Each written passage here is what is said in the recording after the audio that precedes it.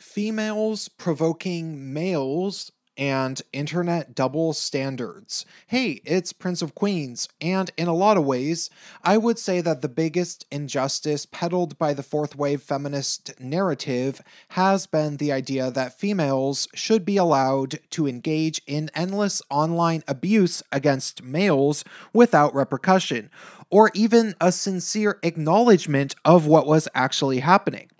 I've brought this up in several videos, and it's something that many people talk about. Feminists like Stephanie Guthrie, for example, went on massive cyberbullying campaigns against both Bendelin Spur and then Gregory Allen Elliott when he objected, and was largely applauded by the establishment, even to this day.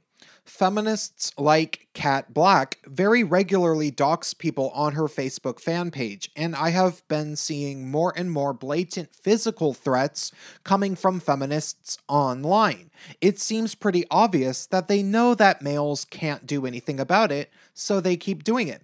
They'll just threaten to beat up a guy, seemingly hoping that he'll react, and then they can play victim. Obviously, fourth wave feminists are the worst offenders and enablers of this mammoth social trend, and they simultaneously organize extremely calculated bullying campaigns and yet get a massive amount of media attention and money for being the supposed victims of the exact type of cyberbullying that they engage in. However, I don't think that the roots of this problem really come from feminism at all, but rather it's more so what people would call a gynocentric double standard, where people are simply instinctually inclined to side with the female in any conflict between females and males. This happened to me as a toddler, for example, when I was bullied by my sister that is 2 years older, as my parents generally sided with her and she would fake tears so she would just keep getting away with it. However, the example that I always think of that best illustrates this point happened in my adult life. When I was in my early 20s, I lived with a young woman who had a regular babysitting gig with a family that she had been employed by for numerous years. They had 2 kids, a boy that was about 6 and a girl that was about 4. I hung out with them one weekend for whatever reason and spent the night at the house that they lived in, and their parents were out of town for the night, and I noticed something rather striking about the 2 kids. The little boy was about the sweetest little kid that I had ever come across, while the little girl was basically completely annoying and actually kind of mean. She would do things like steal the boy's favorite stuffed animal and hide it, and then go get it to pretend like she had found it to help him after a number of hours and he had been crying. And she didn't get in trouble for that. After the weekend with the kids, I told my friend that I thought I preferred the little boy to the little girl, and my friend, who was the babysitter, ended up telling their mother that I had said that. In response, the mother apparently said, "You know, I more than often feel the exact same way." My friend preferred the little boy as well. Apparently, everybody could agree that the little boy was a much nicer kid than his sister. However, in spite of all of that, I am fairly positive that the boy was treated with a negative behavioral double standard in comparison to the girl. Granted, the girl was littler than him, so that might have been a big part of it. Still, the one story I heard that stands out in my memory was regarding an instance when the little boy had gotten in trouble, maybe for hitting his sister, or maybe just because something happened, I don't know. His punishment was that he was put on timeout and separated from his sister for a while. However, after he was on timeout, sitting in a certain specific area for 15 minutes or whatever, the sister decided that she was going to begin taunting him, getting as close to him as she could, obviously knowing that he was supposed to stay at a distance from her. I'm not sure why my friend, the babysitter, didn't reprimand her for doing this to begin with, but apparently it got to the point where the little girl was shoving her face towards the boy, and the boy, being a good little kid, kept moving out of the way so that he didn't end up touching his sister. Finally, after physically overextending herself by pushing her head out too far, the little girl lost her balance and fell to the floor and hurt herself.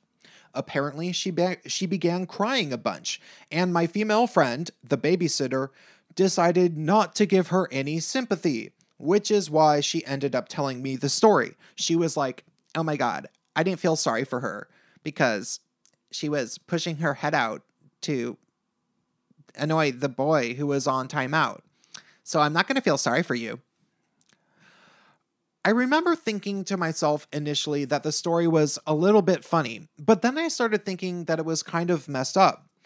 Somehow, not only was the boy to be punished for the conflict that he got into with the little girl, which undoubtedly she served her own role in, but it was perfectly acceptable for her to torment him while he was on timeout, like throwing rocks at a caged animal at the zoo.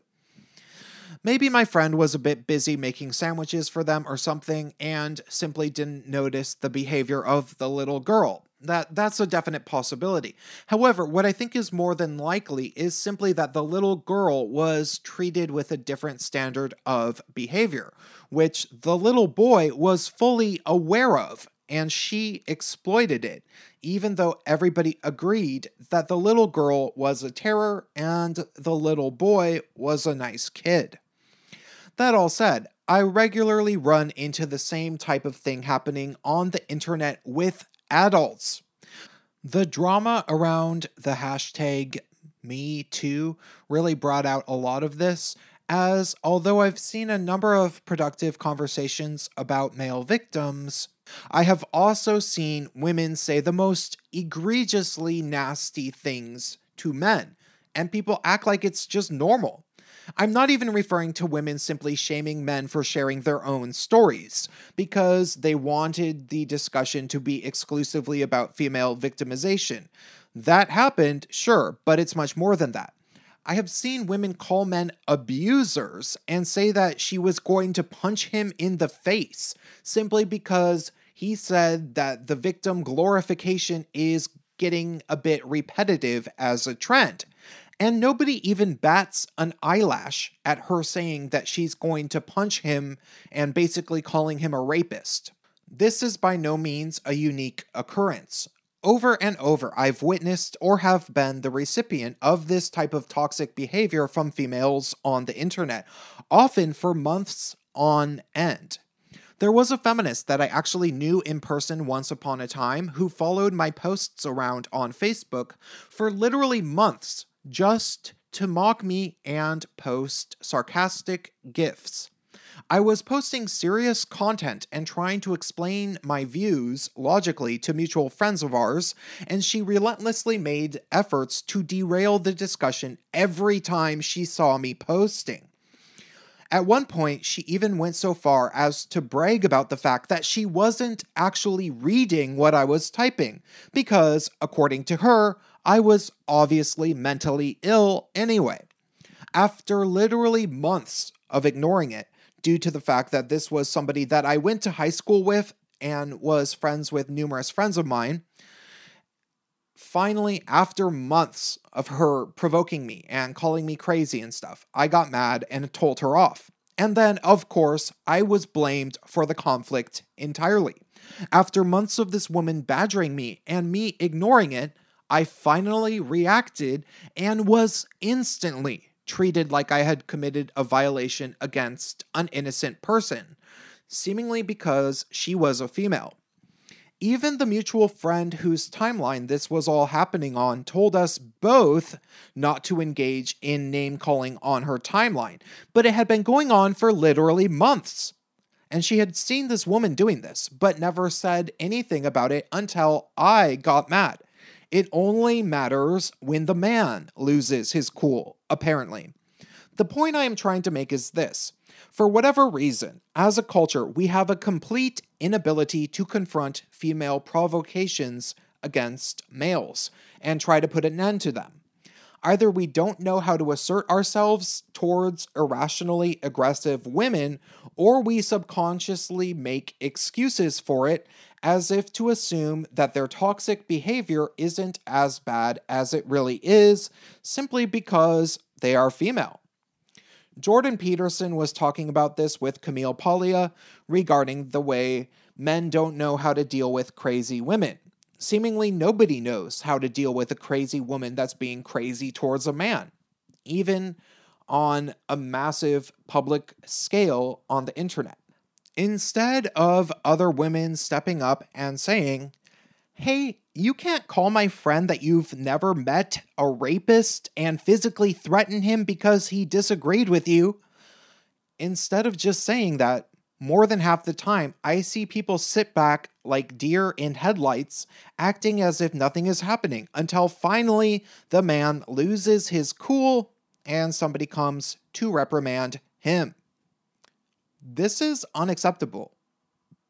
Though I have no solution, because I'm a man. What can I do? Get mad? I've seen how that works.